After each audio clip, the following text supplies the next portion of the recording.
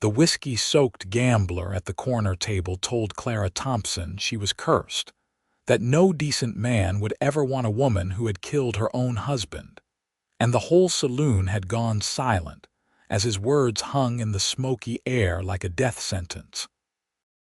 Clara stood frozen near the bar, her hand trembling around the empty tray she had been carrying. It was September of 1878, and she had been working at the Silver Dollar Saloon in Fort Worth, Texas, for nearly 3 months, trying to scrape together enough money to survive. The gambler's words cut through her like a blade, reopening wounds she had tried desperately to close. "That is enough," she said quietly, her voice barely audible over the sudden hush that had fallen over the room. The gambler, a portly man with thinning hair and a cruel smile, leaned back in his chair. "Everyone knows what you did, widow. Shot your husband dead in cold blood. The law might have let you walk free, but decent folk know what you are." Clara's throat tightened. She wanted to scream that it had been self-defense, that her husband had come home drunk and violent one too many times, that the bruises on her arms and the scars on her back told a story the court had finally believed. But she had learned that explanations fell on deaf ears in a town that preferred scandal to truth. "I said that is enough." This voice was different, deeper, coming from the doorway. Clara turned to see a tall cowboy stepping into the saloon, his silhouette backlit by the late afternoon sun.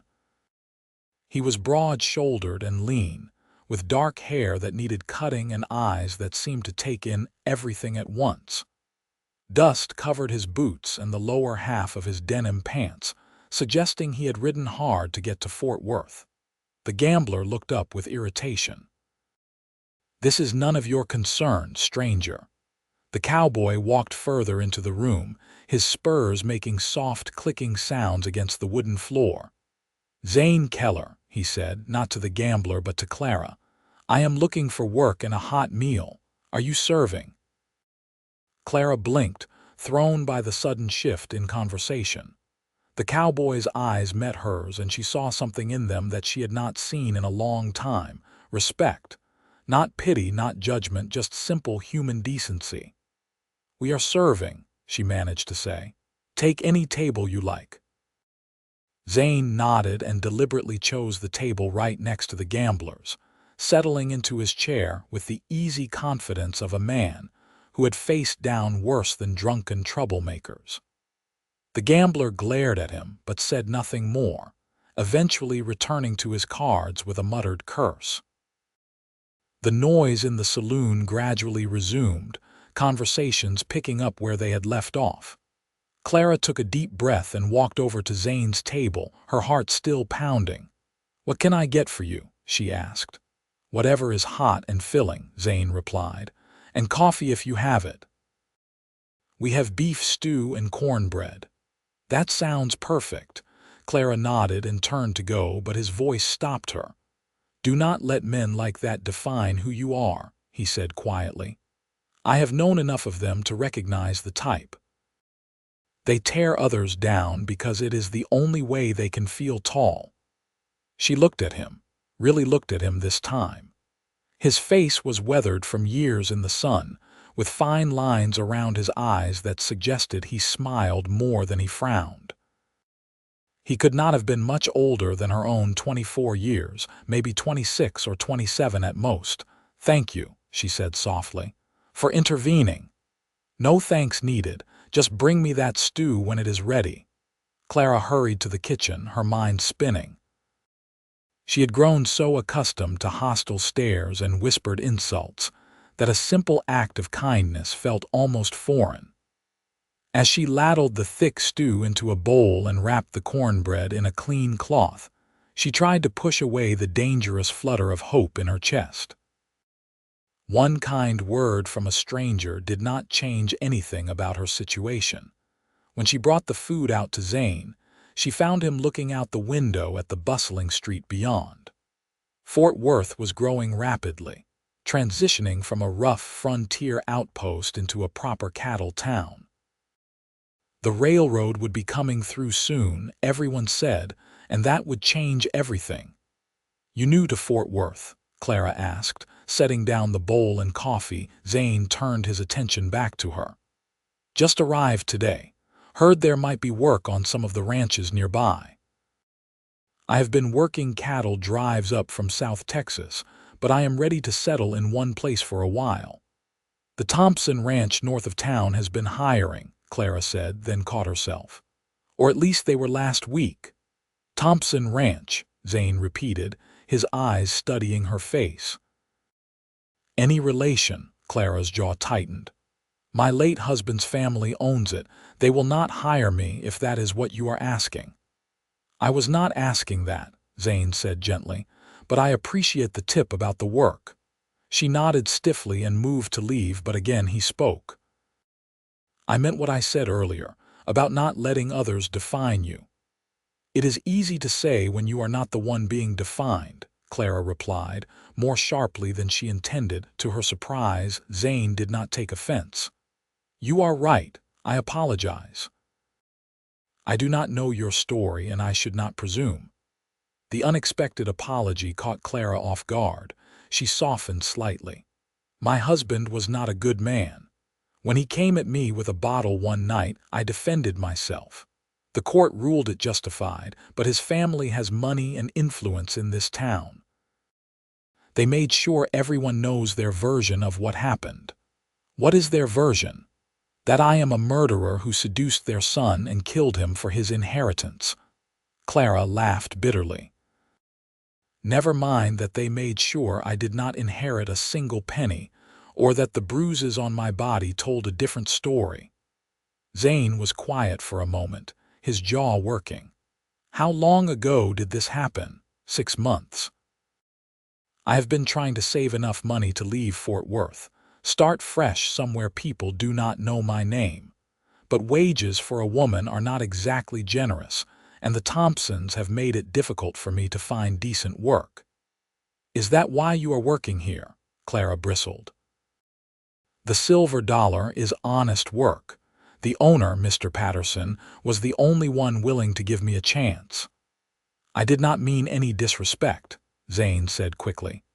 "I just meant that it seems like you would be suited for something better, that is all." "Well, beggars cannot be choosers, Mr. Keller." "Zane," he corrected. "Please." Clara studied him for a long moment. There was something genuine in his expression, something that made her want to believe that not everyone in the world was against her. But she had been fooled by kind words before. "Enjoy your meal, Zane," she said finally, and walked away before he could say anything else. The rest of her shift passed in a blur of serving drinks and dodging the wandering hands of drunk patrons. By the time the saloon closed at midnight, Clara's feet ached and her head pounded. She collected her wages for the day from Mr. Patterson, a gruff but fair man in his 50s, and stepped out into the cool night air. Fort Worth was quieter at this hour, though far from silent. Somewhere down the street, a piano played a melancholy tune. Horses shifted in their hitching posts, and the wind carried the scent of dust and cattle from the stockyards.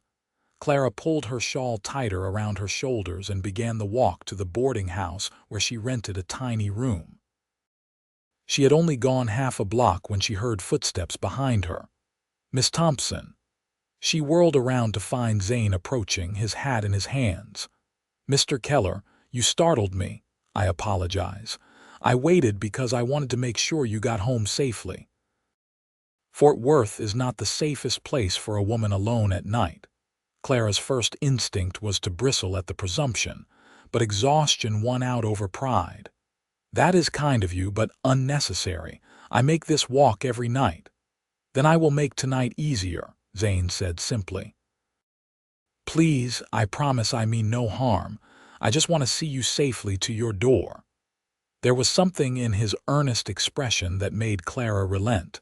"Very well, but I am not far, just up on Houston Street." They walked in silence for a few moments, their footsteps echoing on the wooden boardwalk. Clara was acutely aware of Zane's presence beside her, tall and solid and somehow reassuring. "Did you really ride all the way from South Texas?" she asked, more to break the silence than anything else. "Started down near San Antonio," Zane confirmed. "Worked my way north over the past few years. Seen a lot of country, met a lot of people." "Why settle in Fort Worth?" Zane was quiet for a moment. "Honestly, I am tired of drifting. I want to put down roots somewhere, maybe save up enough to buy a small piece of land someday. Fort Worth seems like it is growing into something substantial." "It is," Clara agreed. "Sometimes I think it is growing too fast. 5 years ago, this was barely a town. Now there are churches and schools and talk of the railroad coming through." "You do not sound happy about that," Clara sighed. "I suppose I would be if I felt like I had a future here. But the Thompsons own half the land around Fort Worth, and they have made it very clear I am not welcome. Once I save enough, I will leave and never look back." "Where will you go?" "I do not know.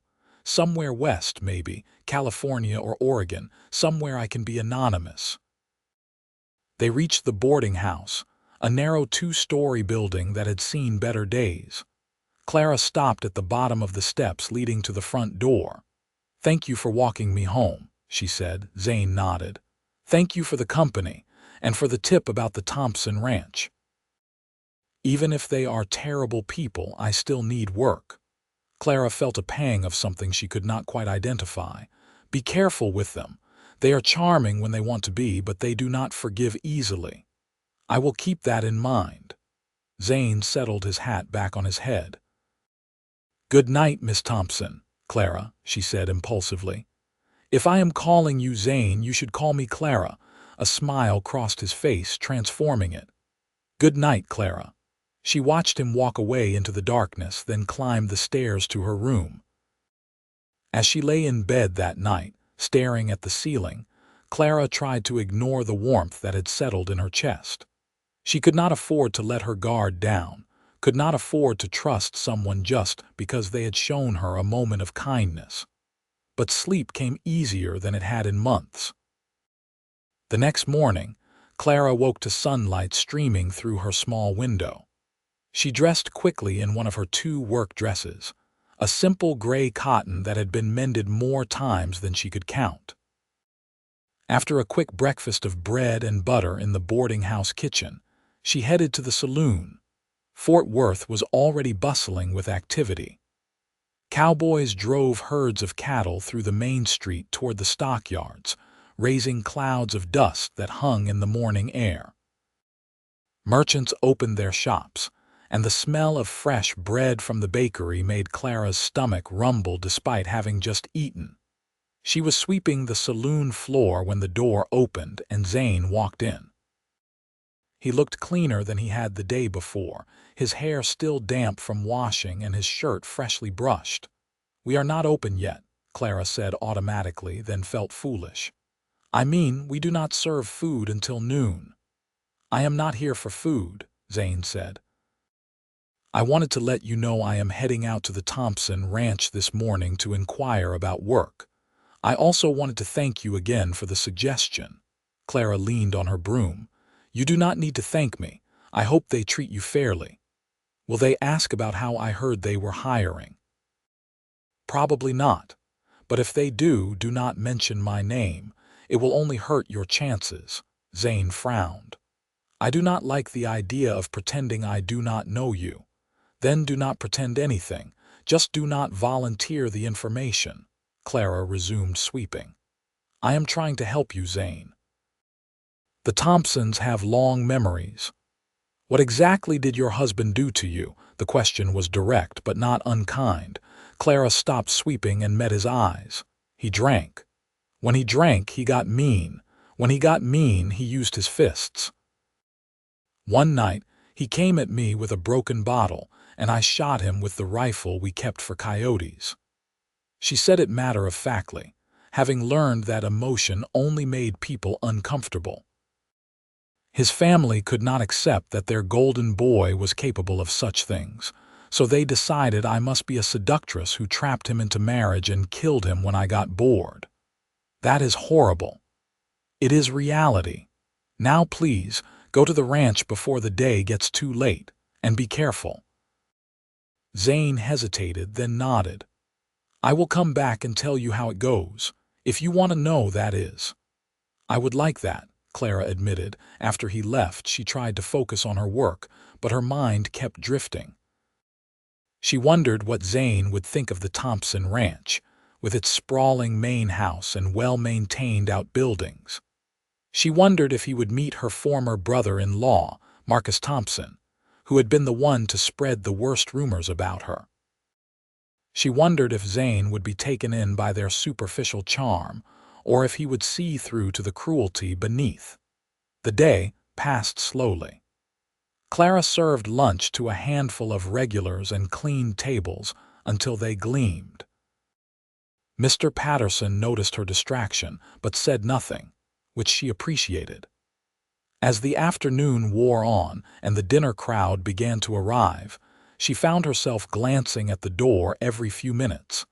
It was nearly 7 in the evening when Zane finally returned. He looked tired and dusty, but there was a satisfied expression on his face. "I got the job," he announced as he took a seat at the same table as yesterday. Clara felt a genuine smile cross her face. "That is wonderful. What will you be doing?" "General ranch work to start. Mending fences, breaking horses, helping with the cattle. The foreman, a man named Dutch, seems fair enough. He is putting me up in the bunkhouse with the other hands. Did you meet the family?" "Briefly. Marcus Thompson came out to look over the new hires. He did not say much, just looked us over like we were cattle he was considering buying." Clara's smile faded. "That sounds like Marcus." Zane leaned forward. "He asked if I knew anyone in Fort Worth. I said I had just arrived and was still getting to know the town." "Thank you." "I did not do it for thanks. I did it because I believe in judging people by what I see, not by what others tell me." Zane paused.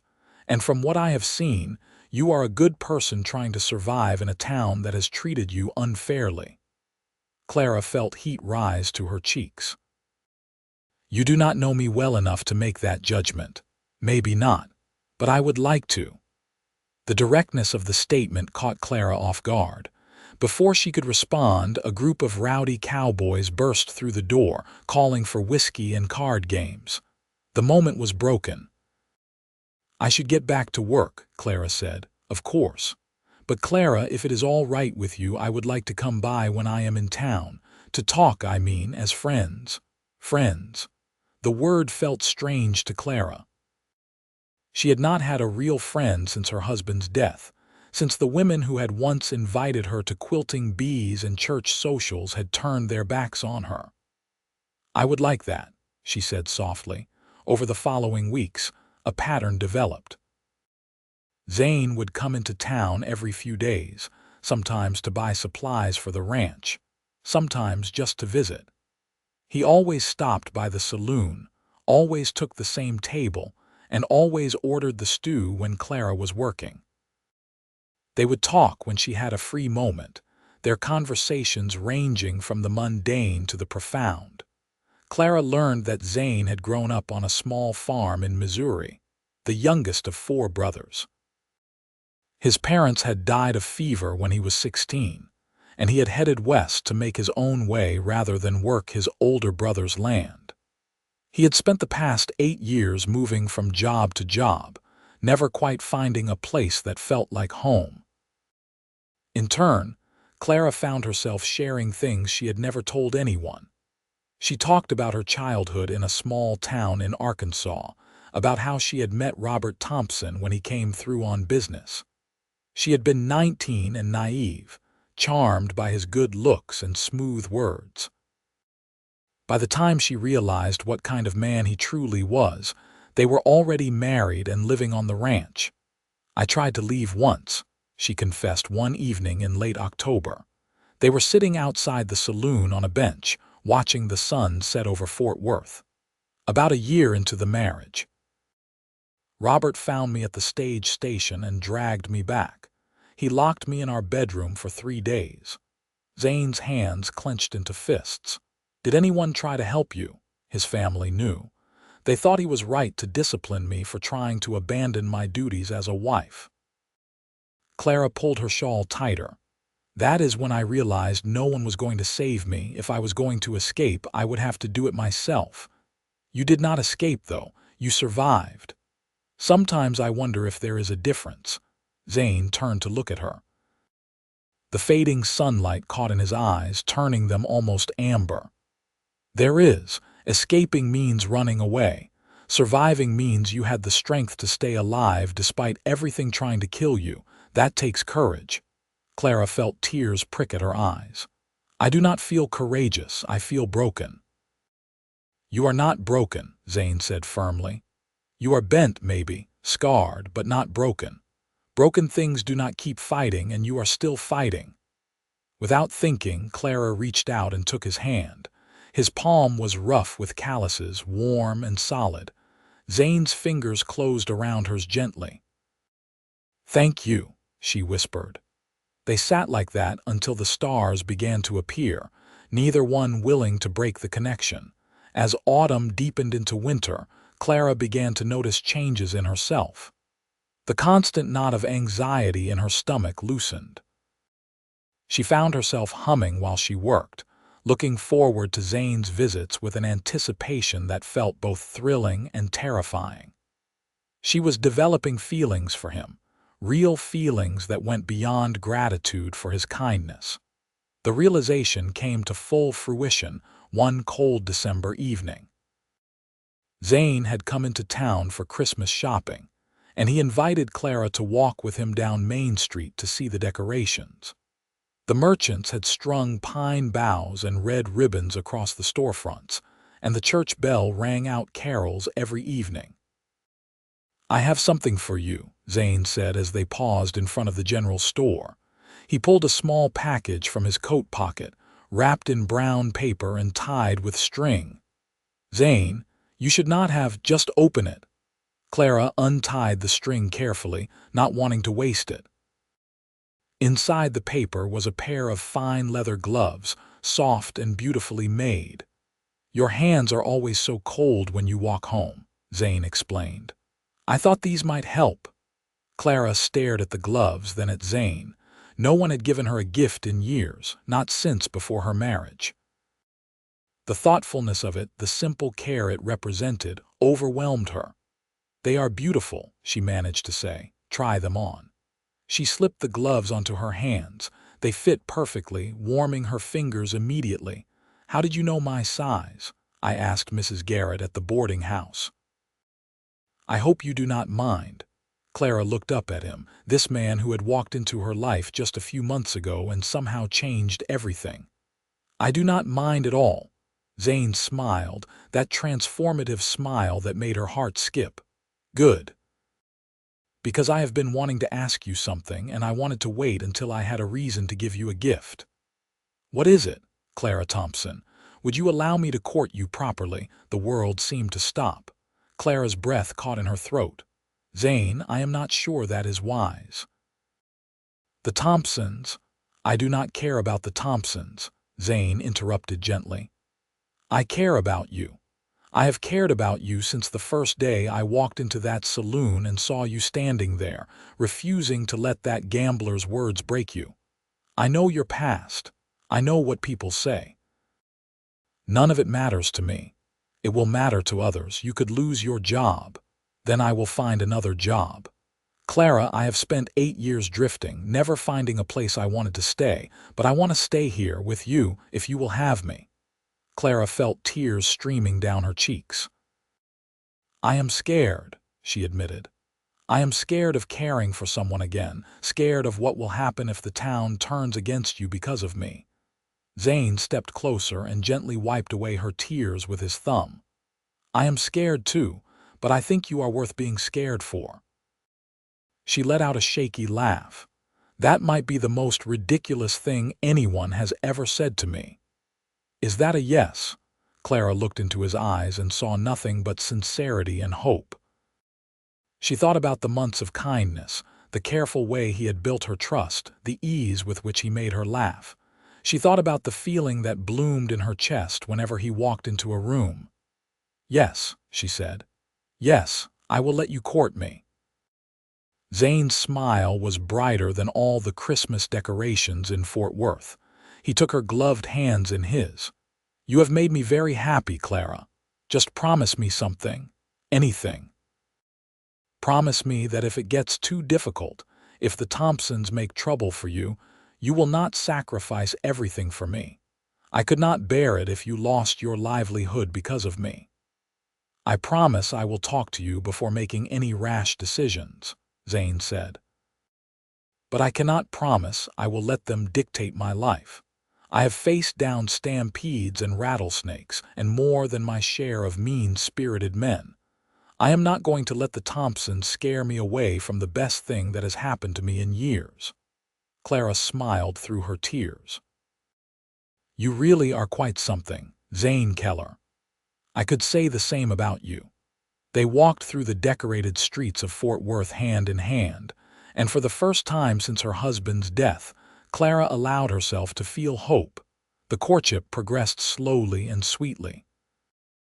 Zane continued to visit Clara whenever he could, bringing her small gifts: a ribbon for her hair, a book of poetry he thought she might enjoy, a jar of honey from a local farm. They took walks together, attended church services, and sat in the saloon talking for hours when business was slow. The townspeople noticed, of course. Whispers followed them wherever they went. Some people were scandalized that Zane would court a woman like Clara.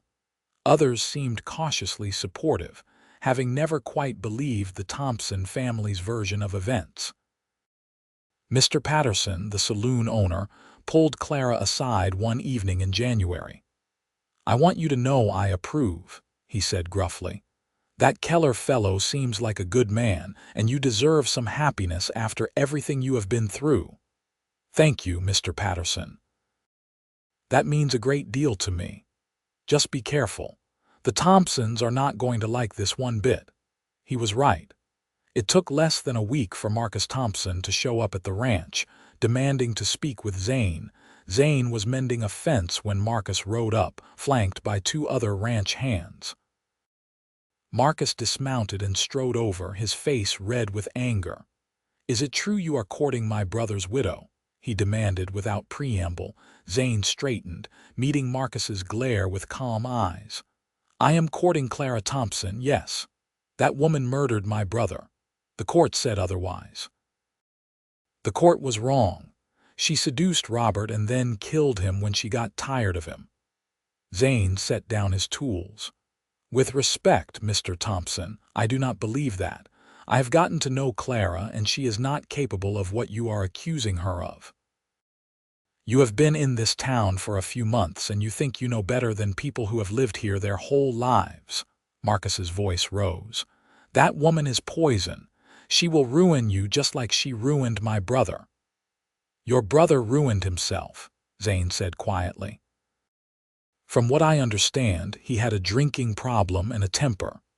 Clara defended herself against a violent man. The law agreed with her." Marcus's face went purple. "How dare you speak about my family that way? You are fired. I want you off this property by sundown." "That is your right," Zane said calmly. "But it does not change the truth, and it does not change how I feel about Clara." "You will regret this," Marcus hissed. "I will make sure every ranch in this county knows what kind of man you are. You will never work in Fort Worth again." "Then I guess I will have to look elsewhere." Marcus and his men rode off in a cloud of dust.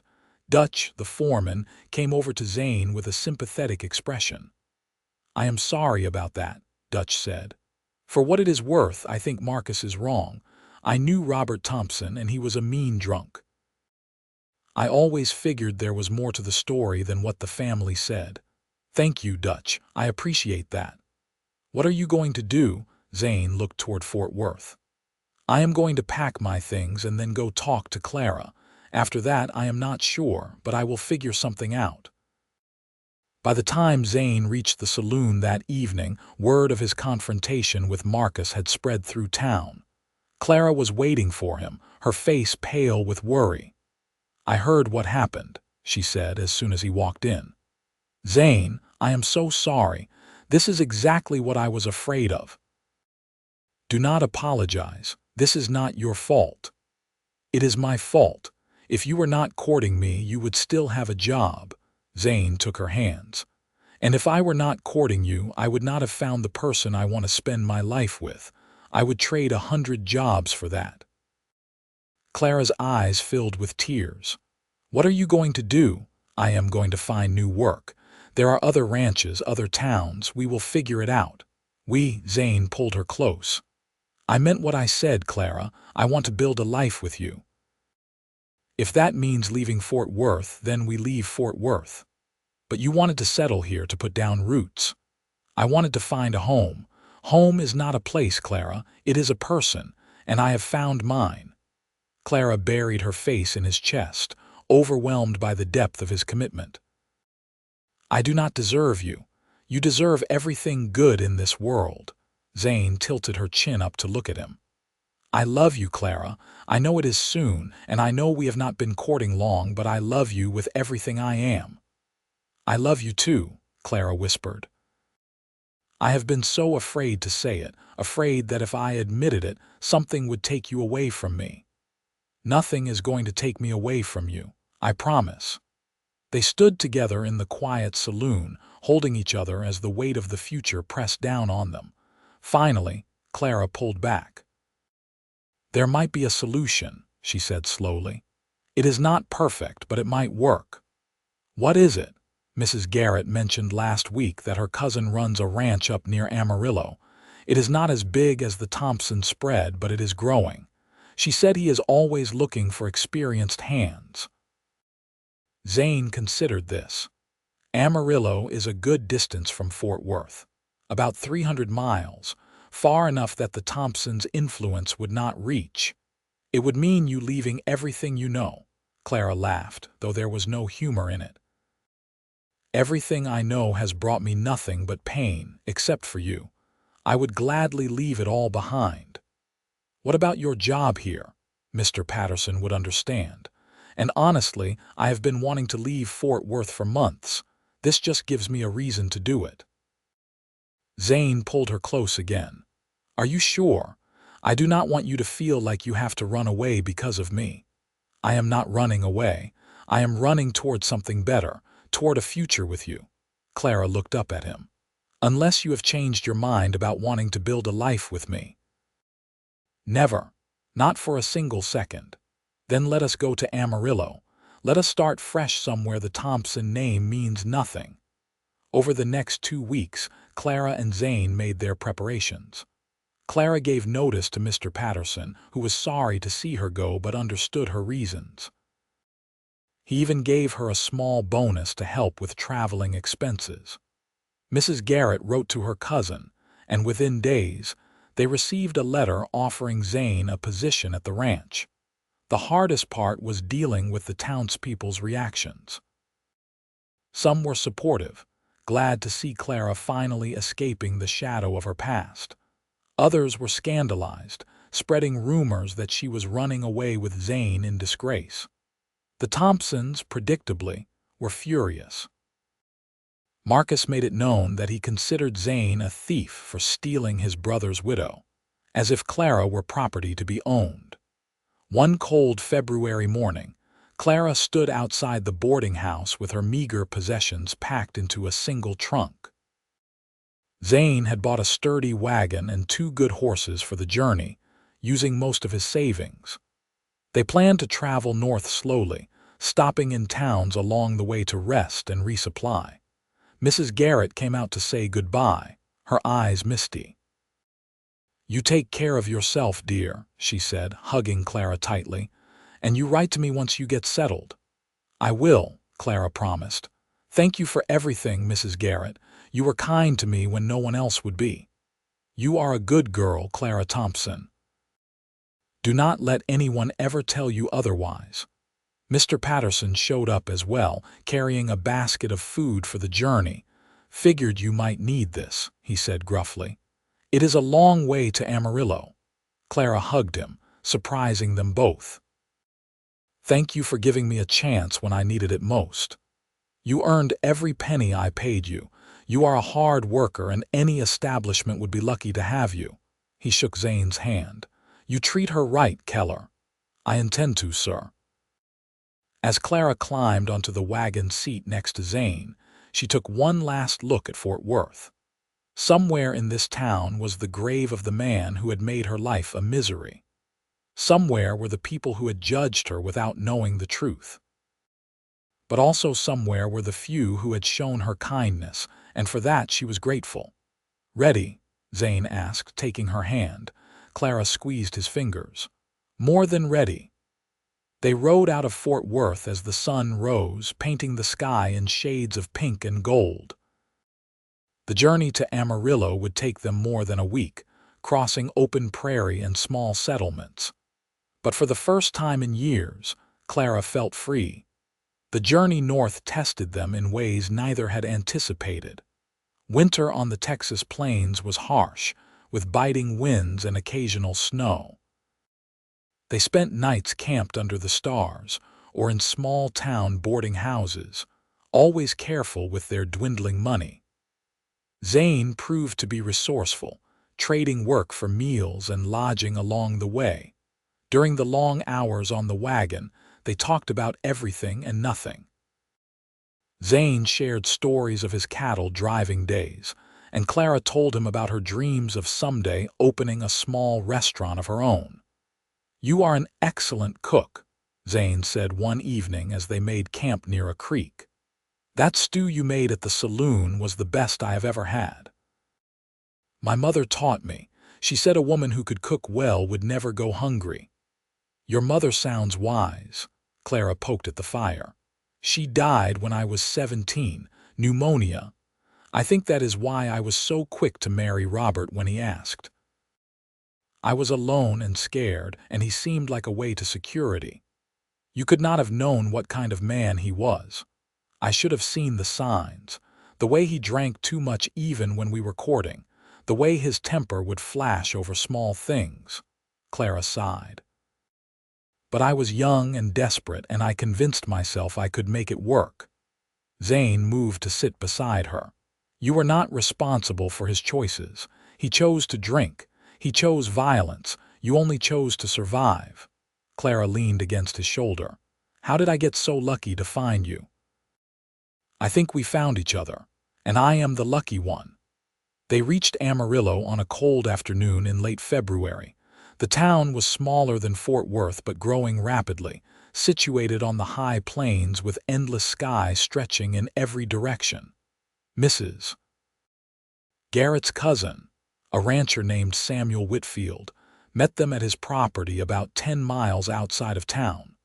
Samuel was a weathered man in his 50s with a kind face and a firm handshake. His wife, Dorothy, was a plump woman with a warm smile who immediately took Clara under her wing. "You must be exhausted from your journey," Dorothy said, ushering Clara into the ranch house. "Come in and warm yourself by the fire. Samuel, you help Mr. Keller get settled in the bunkhouse." The ranch house was cozy and well-maintained, with colorful quilts on the furniture and the smell of fresh bread in the air. Clara felt something inside her relax, a tension she had been carrying for so long she had forgotten it was there. "Mrs. Garrett wrote very highly of you both," Dorothy said as she poured Clara a cup of coffee. "She said you had been through some difficult times, but that you were good people." "Mrs. Garrett was very kind to me," Clara said carefully, unsure how much Dorothy knew about her past. "She told me about your husband," Dorothy said gently. "I want you to know that what happened in Fort Worth does not matter here. Samuel and I judge people by what we see, not by what others say." Clara felt tears prick at her eyes. "Thank you. You do not know what that means to me." "I think I do. I came from difficult circumstances myself. When Samuel married me, People said he was making a mistake, but he saw past the gossip to who I really was. Dorothy smiled. Love has a way of doing that. Over the following weeks, Clara and Zane settled into their new lives. Zane worked hard on the ranch, quickly earning Samuel's respect with his skill with horses and cattle. Clara helped Dorothy around the house and discovered she had a talent for managing the household accounts. "You have a head for numbers," Dorothy observed one afternoon as they went over the ledgers together. "Have you ever thought about keeping books professionally?" "I never had the opportunity," Clara admitted, "but I enjoy it." "Samuel has been saying we need someone to manage the ranch accounts properly. He does his best, but numbers are not his strength. Would you be interested in taking it on? We could pay you a fair wage." Clara looked up in surprise. "You would trust me with something so important?" "Clara, you have been here a month and have already reorganized our pantry, streamlined our supply orders, and caught 3 errors in our feed costs.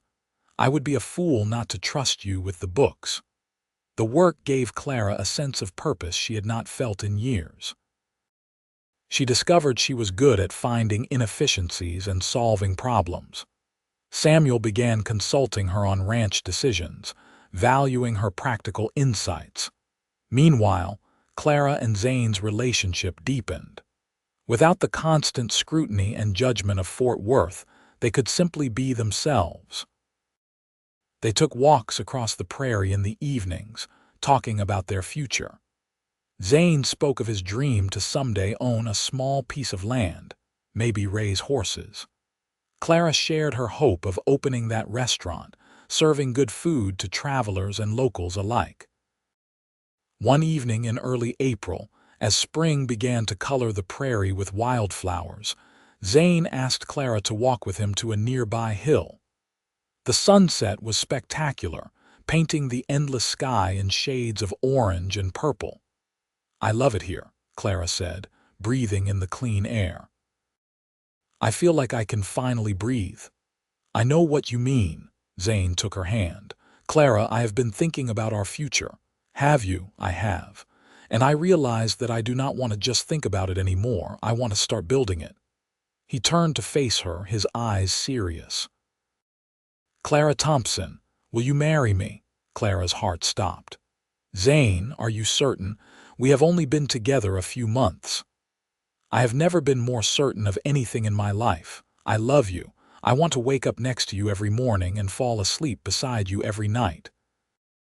I want to build dreams with you and face challenges together. I want you to be my wife." "What about your family? Do you not want their blessing?" "My brothers and I have not spoken in years. The only family I need is the one I am going to build with you." Zane reached into his pocket and pulled out a simple gold band. "It is not much, but it is honest money earned with honest work, just like I hope our life together will be." Clara looked at the ring, then at Zane's hopeful face.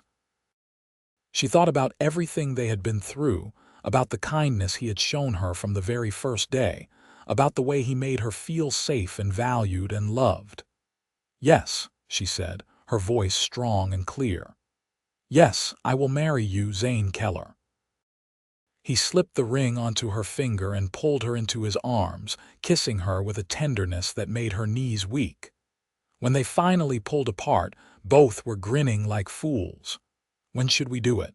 Zane asked. "As soon as possible. I have waited long enough for happiness. I do not want to wait any more." They were married 2 weeks later in the small church in Amarillo. Dorothy and Samuel stood as witnesses, along with some of the other ranch hands who had become friends. The ceremony was simple but heartfelt, and when the preacher pronounced them husband and wife, Clara felt a joy so pure it brought tears to her eyes.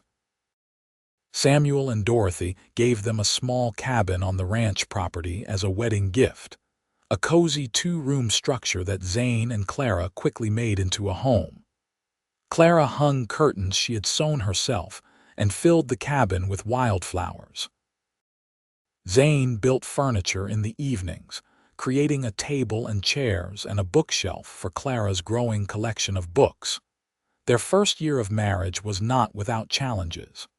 There were arguments over money and disagreements about how to handle various situations. But they learned to talk through their problems, to listen to each other, and to remember that they were on the same side. Clara continued managing the ranch books and discovered she had a real talent for business. When a neighboring rancher mentioned he was looking for someone to help with his accounts, Dorothy recommended Clara.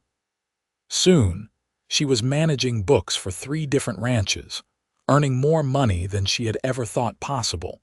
Zane thrived as well. His skill with horses became well known in the area, and Samuel began giving him more responsibility. Within 2 years, Zane was promoted to foreman, overseeing all the ranch hands and helping make major decisions about the operation. In the spring of 1881, Clara discovered she was pregnant. The news filled her with equal parts joy and terror. She had never thought she would have children, had convinced herself it was not in her future after everything that had happened with Robert. What if I am not a good mother? She confessed to Zane one night as they lay in bed, his hand resting on her still flat stomach. "You will be an amazing mother," Zane said with certainty. "You are kind and strong and patient. Our child will be lucky to have you." "I am scared, Zane. What if something goes wrong?" "Then we will face it together, just like we face everything." He kissed her forehead. "But I believe everything will be fine. You are the strongest person I know." The pregnancy progressed smoothly, though Clara dealt with morning sickness that left her exhausted for the first few months. Dorothy was a constant source of support and advice, having raised 5 children of her own. In November of 1881, Clara gave birth to a healthy baby boy.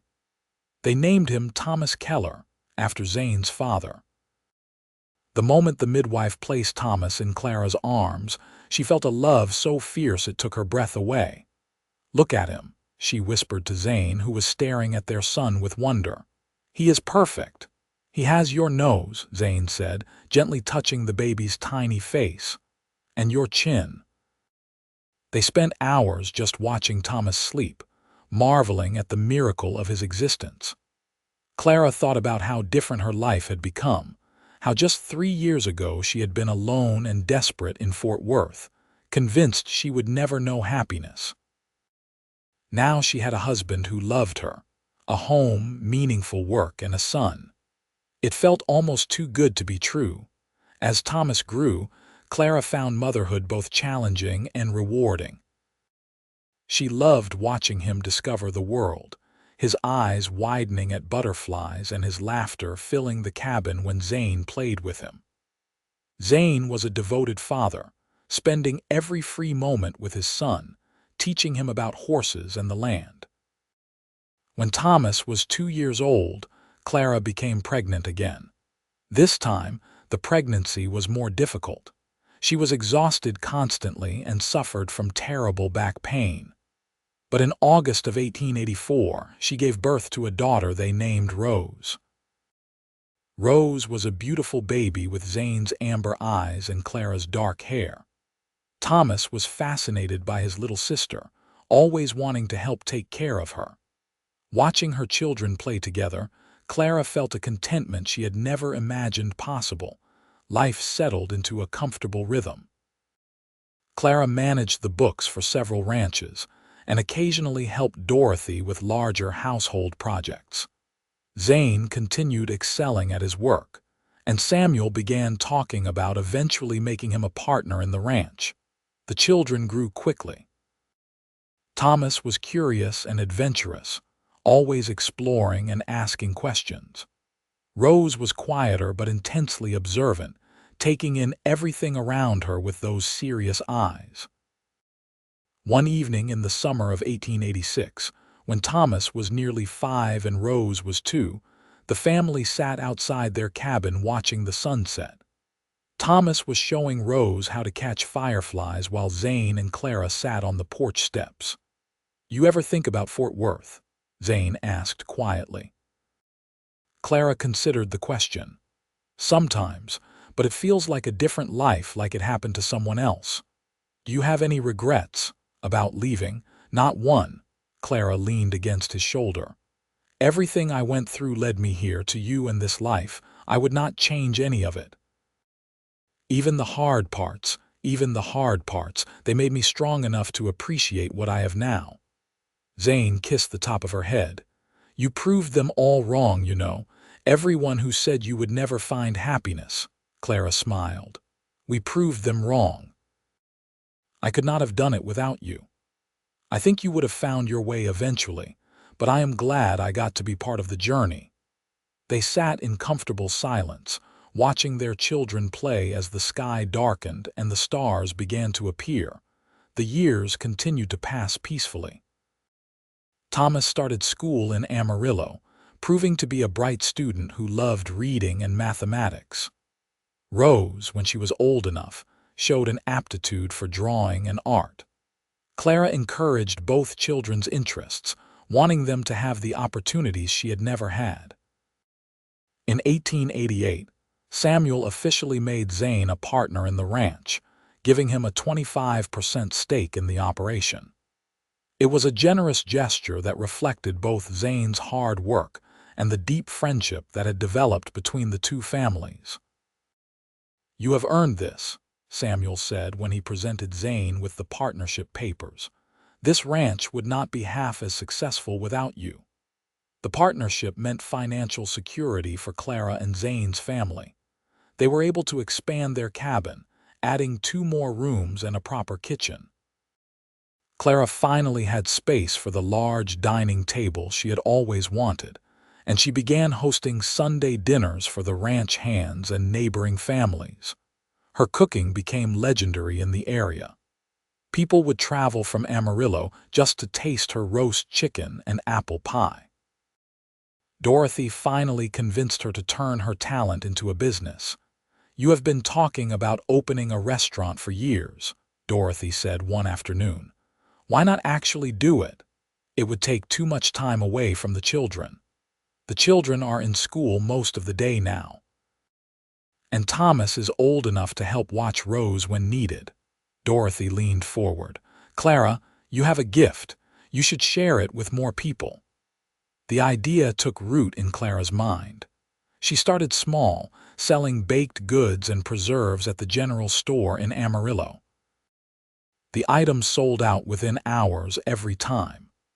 Encouraged, she began taking orders for special occasions, baking cakes for weddings and preparing meals for large gatherings. By 1890, Clara had saved enough money to rent a small building in Amarillo. With Zane's help, she transformed it into a cozy restaurant called Clara's Kitchen. She opened 3 days a week, serving simple but delicious meals made with fresh local ingredients. The restaurant was an immediate success. Cowboys, ranchers, and townspeople all flocked to Clara's Kitchen for her famous stew, fresh bread, and incredible desserts. Clara hired 2 local women to help with serving and cleaning, creating jobs for others, just as she had once needed someone to give her a chance. Running the restaurant while raising 2 children and managing ranch books should have been exhausting, but Clara thrived. She loved the creative challenge of developing new recipes and the satisfaction of seeing customers enjoy her food. Zane supported her completely, helping with the children and often stopping by the restaurant to help with repairs or heavy lifting. Thomas and Rose grew into wonderful young people. Thomas, now 9, was responsible and caring, often helping his mother at the restaurant after school. Rose, at 6, had developed into a talented artist whose drawings decorated the walls of both the cabin and the restaurant. In the spring of 1891, Clara received an unexpected letter. It was from Mrs. Garrett in Fort Worth, the first she had heard from her old friend in over a year.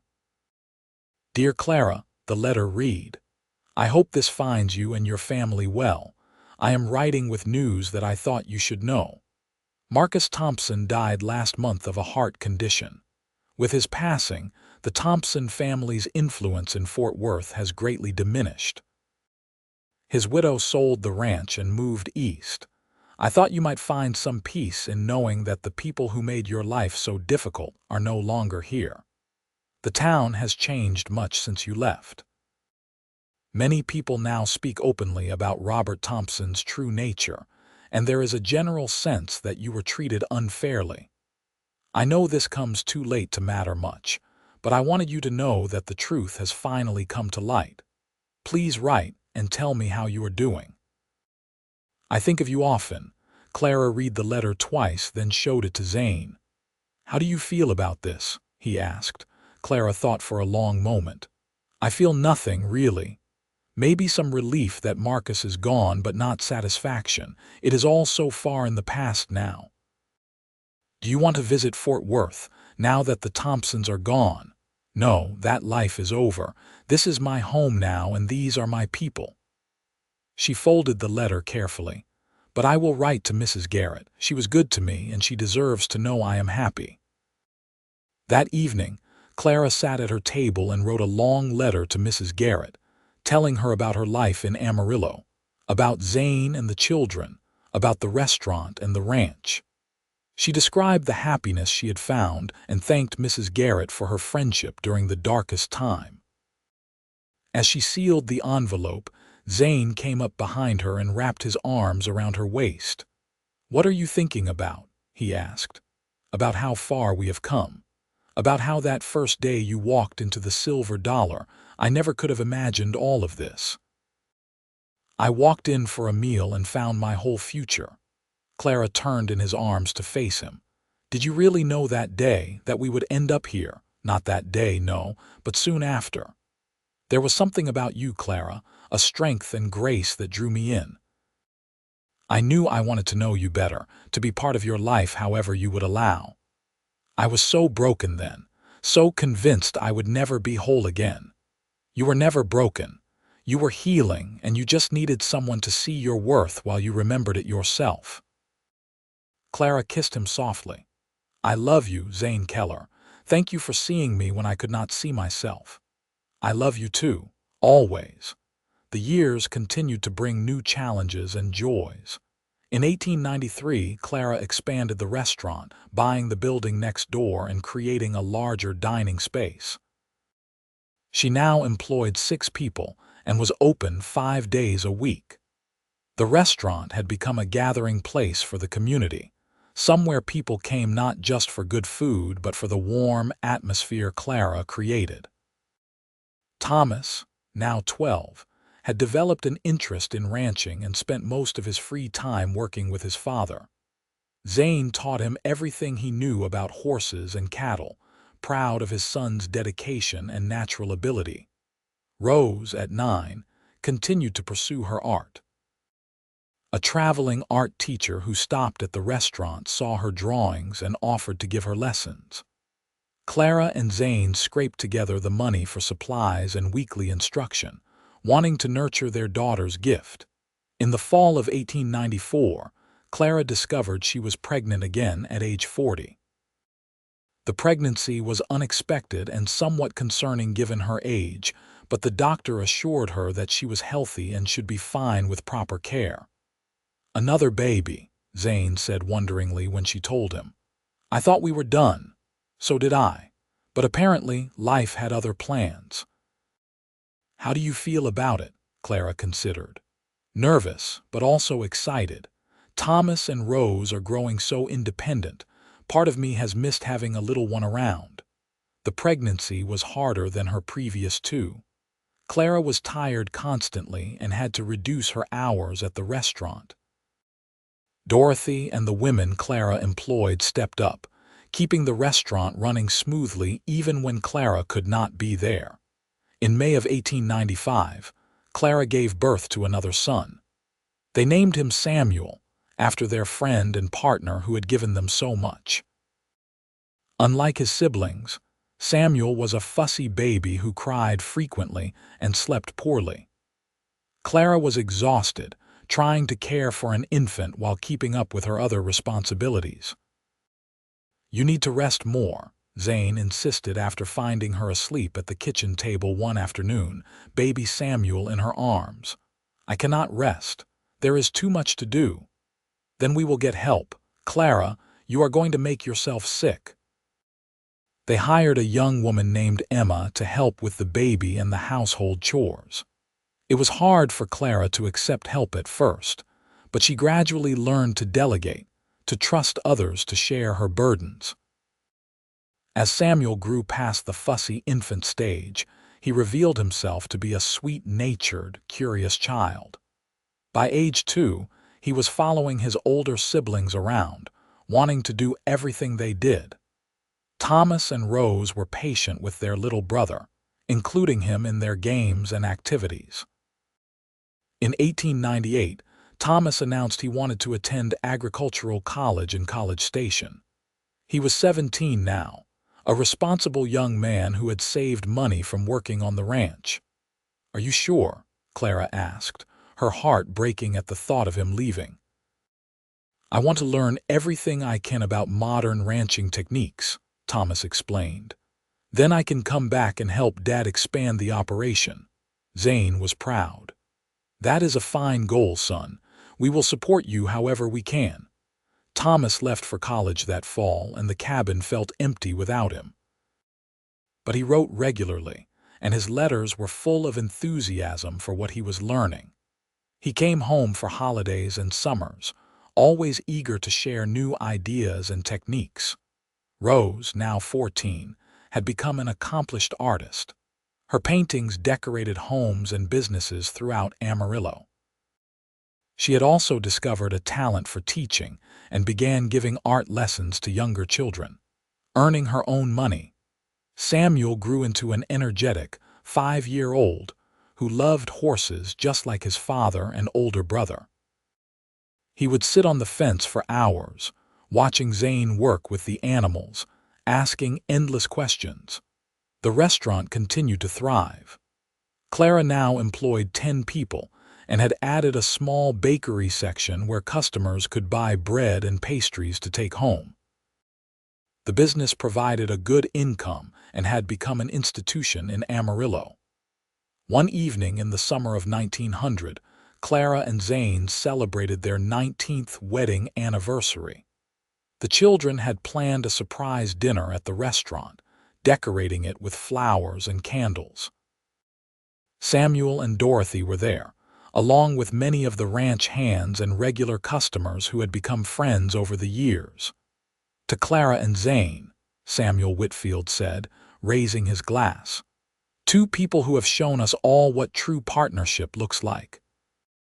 You have built something beautiful together, not just in business but in family and community. We are all blessed to know you." As everyone cheered and drank the toast, Clara looked around the room at all the people who had become part of her life. She thought about the scared, broken woman who had left Fort Worth all those years ago, convinced she would never find happiness. That night, after the party ended and the children were asleep, Clara and Zane walked hand in hand under the stars. 19 years, Zane said. "Though it feels like both forever and no time at all. I know what you mean. Sometimes I still cannot believe this is my life. Do you ever wish things had been different, that you had not had to go through everything with Robert?" Clara was quiet for a moment. "I wish I had not suffered the way I did, but I cannot wish it all away because it led me here to you, and you were worth every hard moment that came before." Zane stopped walking and turned to face her, his hands cupping her face gently. "You are the most remarkable person I have ever known, Clara Keller. You took all that pain and transformed it into something beautiful. You created a home, a family, a business. You help people and make them feel welcome and valued. I am in awe of you. I could not have done any of it without you." "You saved me, Zane." "No, you saved yourself. I just had the privilege of walking beside you while you did it." They kissed under the vast Texas sky, two people who had found each other against all odds and built a life that exceeded every dream. Thomas graduated from college in 1902 and returned to Amarillo full of ideas for improving the ranch. Samuel Whitfield, now in his 70s and slowing down, was happy to let the younger generation take the lead. Zane and Thomas began implementing new breeding techniques and improved grazing management, and the ranch's profitability increased significantly. Rose, at 18, received a scholarship to study art in St. Louis. It was a wonderful opportunity, but Clara worried about her daughter going so far from home. "I will be fine, Mama," Rose assured her. "You taught me to be strong and independent. I can do this." "I know you can. I just worry because I am your mother," Rose hugged her. "I will write every week. And I will be home for holidays." Watching Rose board the train to St. Louis, Clara cried despite her best efforts to stay composed. "She is going to do great things," Zane said, his arm around Clara's shoulders. "I know. I am just going to miss her terribly." Samuel, now 7, kept Clara busy enough that she did not have too much time to dwell on missing her older children. He was attending school in Amarillo and showing promise in mathematics and science. The restaurant remained successful, though Clara had hired a manager to handle day-to-day operations. At 48, she was slowing down slightly, content to oversee rather than do everything herself. In 1905, Thomas married a sweet young woman named Anna who had grown up on a neighboring ranch. The wedding was held at Clara's restaurant, with the whole community celebrating. Watching her son exchange vows, Clara thought about her own wedding day and how far they had all come. "They look happy," Zane whispered during the ceremony. "They do. I pray they have as good a marriage as we have. If they love each other half as much as I love you, they will be just fine." Thomas and Anna built a house on the ranch property, close to Clara and Zane's cabin. Within a year, they welcomed Clara and Zane's first grandchild, a baby girl named Clara after her grandmother. Holding little Clara for the first time, Clara was overwhelmed with emotion. "I am a grandmother," she said in wonder. "And you are going to be amazing at it, just like you are amazing at everything," Zane said, looking at his granddaughter with adoration. Rose returned from St. Louis in 1906 with a degree in fine arts and a fiancé, a fellow artist named David who was respectful and clearly adored her. They married in a small ceremony and settled in Amarillo, where Rose opened an art school for children and adults. Samuel, showing his older siblings same drive and ambition, announced at age 12 that he wanted to be a doctor. Clara and Zane committed to supporting his education, no matter how long it took. In 1908, Samuel Whitfield passed away peacefully in his sleep at age 78. His death hit everyone hard. He had been more than a business partner to Zane and more than a friend to Clara. He had been the person who gave them a chance when no one else would. "He believed in us from the beginning," Clara said at his funeral. "He saw past the gossip and the judgment to who we really were. I will never forget that kindness." Dorothy continued living on the ranch, surrounded by her children and grandchildren. She and Clara remained close friends, spending afternoons together reminiscing and planning for the future. The years rolled on, bringing more grandchildren. Thomas and Anna had 3 more children, and Rose and David had 2. The cabin that had once seemed so large now burst at the seams during family gatherings. "We should build a bigger house," Zane suggested in 1910. "At our age," Clara laughed. She was 56 now, her dark hair streaked with silver. "We are not that old, and I want a place where all our children and grandchildren can gather comfortably." They built a spacious house on a hill overlooking the ranch, with a large kitchen and dining room perfect for family meals. Clara designed the kitchen herself, creating a space that was both functional and beautiful. Samuel finished medical school in 1913 and opened a practice in Amarillo.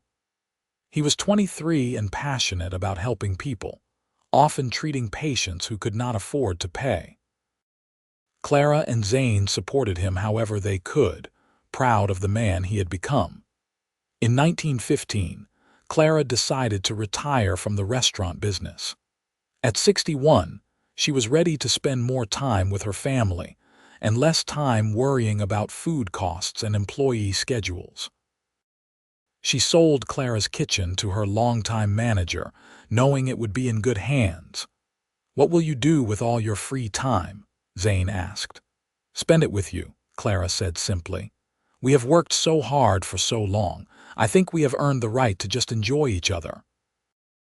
They spent their days working in the garden Clara had always wanted, taking long walks across the prairie, and playing with their growing number of grandchildren. Zane had handed over most of his ranch duties to Thomas, but still consulted on major decisions. On their 33rd wedding anniversary in 1918, their entire family gathered at the big house for a celebration. There were children running everywhere, multiple conversations happening at once, and laughter filling every room. After dinner, Thomas stood to make a toast. "To my parents," he said, his voice thick with emotion. "You have shown us all what love looks like. Not the easy, fairy tale kind, but the real kind that chooses to stay even when things are hard. The kind that builds and creates and perseveres. You took broken pieces and made something whole and beautiful. We are all blessed to be part of what you built together." Clara looked around the room at her 3 children, all grown and thriving, at the 6 grandchildren who filled her days with joy, at Zane, who was watching her with the same love in his eyes that had been there from the beginning. "I want to say something too," Clara said, standing. "When I was 24 years old, I thought my life was over. I thought I would never know peace or joy again. But a cowboy walked into a saloon and saw past all the rumors and judgment to the person I was underneath. He gave me a chance to be myself, to heal, to grow, and together we built all of this." She gestured around the room. "So I guess I want to thank you, Zane, for proving them all wrong. For showing me that happiness was possible, for loving me even when I could not love myself." Zane stood and took her hand. "And I want to thank you for letting me love you, for being brave enough to try again, for building this beautiful life with me. I love you, Clara. I always have, and I always will." They kissed as their family cheered and applauded. Rose pulled out her sketchbook and quickly captured the moment, wanting to preserve it forever. Later that night, after everyone had gone home or to bed, Clara and Zane sat on the porch watching the stars. "Did you ever imagine we would end up here?" Clara asked. "I imagined loving you forever. I imagined building a life together. But this, all of this, is beyond anything I could have dreamed." "They said I would never find happiness," Clara mused. "The people in Fort Worth, my late husband's family, they said I was cursed, that I did not deserve love or joy. And you proved them wrong," Clara smiled. "We proved them wrong together." Zane pulled her close, and they sat in comfortable silence, 2 people who had weathered storms and emerged stronger. The prairie wind whispered around them, carrying the scent of wildflowers and possibility. In the years that followed, Clara and Zane continued to enjoy their life together. They traveled a little, visiting Rose in Amarillo, and spending time with each of their children. They celebrated the births of more grandchildren and the successes of the ones already born. When Clara turned 70 in 1924, the whole family gathered for a massive celebration. There were now 10 grandchildren ranging in age from 18 to 2, and the house rang with their energy and enthusiasm. "You should write down your story," Rose suggested during the party. "So the grandchildren know where they came from." Clara considered this. What story would I tell?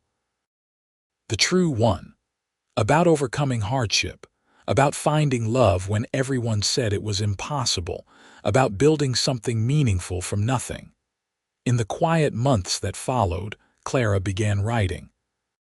She filled notebooks with her memories, wanting future generations to understand that happiness was always possible, even after the darkest times. Zane read what she wrote each evening, occasionally adding his own perspective or correcting a detail. It became their ritual, this revisiting of their shared history. "We have had a good life," Zane said one evening as Clara finished a chapter about their wedding. "We have had an extraordinary life. All because I walked into a saloon looking for a meal." Clara set down her pen and turned to him. "All because you had the courage to see me, really see me, not the rumors or the judgment, but the person I was. That was easy. You were always remarkable, Clara. You just needed someone to remind you." They grew old together, their love deepening with each passing year. Zane's hair turned completely white, and Clara's hands developed arthritis that made writing difficult. But they still took daily walks, still sat together under the stars, still looked at each other with the wonder of two people who knew how lucky they were. In 1928, they celebrated their 50th wedding anniversary. The celebration lasted 3 days, with family and friends coming from all over Texas to honor the couple who had become legends in their community. 50 years, Zane said during the toast. 50 years with the woman I love. It is not nearly enough, but I am grateful for every single day. Clara, now 74, stood beside him. "You walked into my life when I had given up hope. You showed me that love did not have to hurt, that partnership could be beautiful, that happiness was possible. You gave me everything I thought I could never have." "I love you, Zane Keller, more today than I did 50 years ago, and that is saying something." Their grandchildren, now young adults themselves, watched their grandparents with admiration and affection. They had all grown up hearing stories of Clara's courage and Zane's devotion, and seeing them together in their twilight years made those stories even more meaningful. That night, alone in their room, Clara and Zane lay in bed holding hands. "You remember that first night you walked me home?" Clara asked. "Of course. You were so guarded, so determined not to let me get close. I was terrified, terrified of caring about someone again, terrified of being hurt. And now I cannot imagine my life without you in every part of it. You are woven into everything I am." Zane brought her hand to his lips and kissed it gently. "That is exactly how I feel about you." They fell asleep like that, hands clasped, hearts full. As the years advanced, both Clara and Zane's health began to decline. Clara's arthritis worsened, and Zane developed a heart condition that left him easily winded. But they faced these challenges together, just as they had faced everything else. Their children, all successful and settled in their own lives, made sure their parents were well cared for. Thomas managed the ranch while checking on them daily. Rose visited several times a week, often bringing art supplies to paint alongside her mother. Samuel, the doctor, monitored their health closely. In the spring of 1932, Zane suffered a serious heart attack. He survived, but the experience left him weakened. Clara moved their bed downstairs so he would not have to climb the stairs, and she spent her days by his side, reading to him and reminiscing about their life together. "I am not ready to leave you," Zane said one afternoon. "Then do not," Clara replied firmly. "Stay with me. We still have more life to live." And he did. Through sheer determination and excellent care, Zane recovered much of his strength. By summer, he was sitting on the porch again, watching the prairie grass wave in the wind. "I think I am going to make it to 80, he said with satisfaction. He was 77. "You better," Clara said. "I am not doing this life without you." Zane reached his 80th birthday in 1934, surrounded by 3 children, 10 grandchildren, and 5 great-grandchildren. The family had grown beyond anything Clara and Zane could have imagined that day in 1878 when they first met. "Look at what we made," Zane said, gesturing at the crowd of people filling their house and yard. "We made a legacy," Clara replied. "We made love real and visible. We made proof that happiness is always possible." That fall, Clara's arthritis became severe enough that simple tasks were painful. But she refused to complain, instead focusing on the good in each day. She could no longer write, so she dictated the final chapters of her memoir to Rose, who wrote down every word. On a crisp October morning, Clara finished her story. The last line read, "They said I would never find happiness, but a cowboy proved them all wrong. And in doing so, he gave me not just happiness, but a whole world of joy I never dreamed possible." Rose read the words back to her, tears streaming down her face. "It is beautiful, Mama. Your grandchildren and great-grandchildren will know exactly where they came from." Clara smiled. "Good.